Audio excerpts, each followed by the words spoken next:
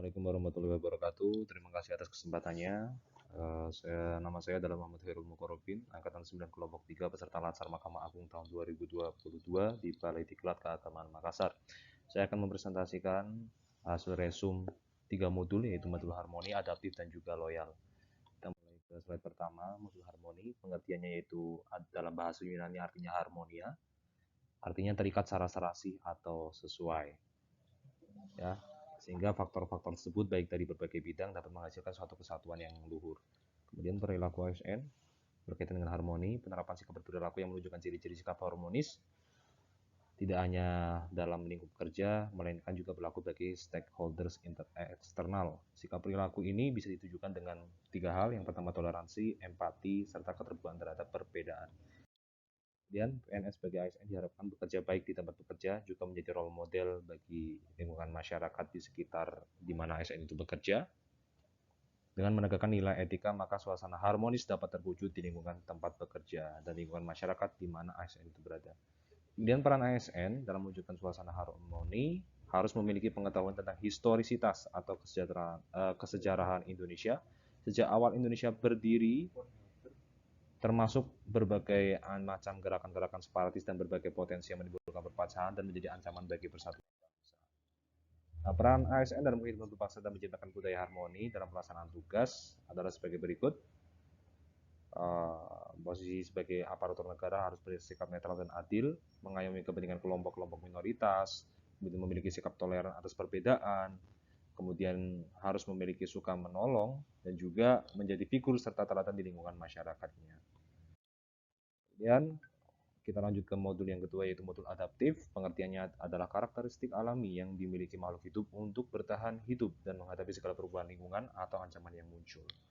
Adaptif merupakan salah satu karakter yang penting yang dibutuhkan oleh individu maupun organisasi untuk mempertahankan kelangsungan hidupnya. Nah, budaya adaptif ini dalam pemerintahan merupakan budaya organisasi di mana ASN memiliki kemampuan menerima perubahan, termasuk penyelesaian organisasi yang berkelanjutan di lingkungannya atau dengan lingkungannya, juga berkaitan proses internal yang berkesinambungan.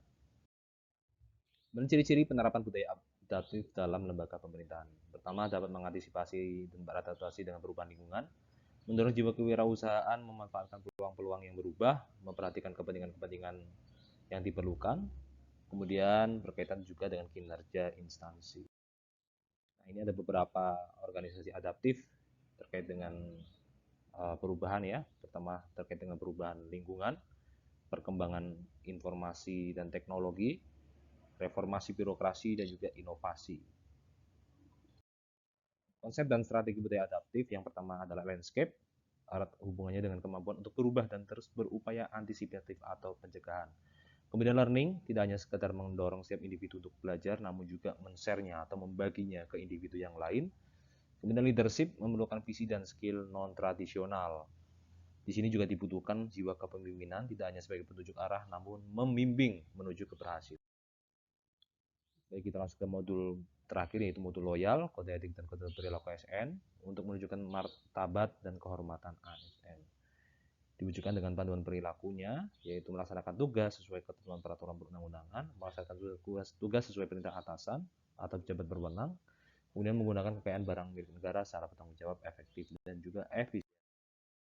Nah, kewajiban ASN dapat diwujudkan dengan panduan perilaku loyal. Yang kedua ini antara lain melaksanakan tugas kedinasan dengan penuh pengabdian, kejujuran, kesadaran, dan tanggung jawab, menunjukkan integritas dan keteladanan dalam sikap, perilaku, ucapan, dan tindakan kepada setiap orang, baik di dalam maupun luar kedinasan. Kemudian loyalitas seorang ASN dapat diwujudkan dengan cara melaksanakan tugas dengan sebaik-baiknya. Kode etik dan kode perilaku ASN.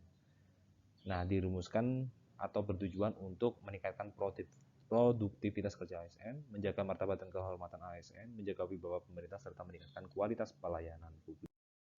Demikian presentasi yang dapat saya sampaikan. Kurang lebihnya mohon maaf apabila terdapat banyak kekurangan.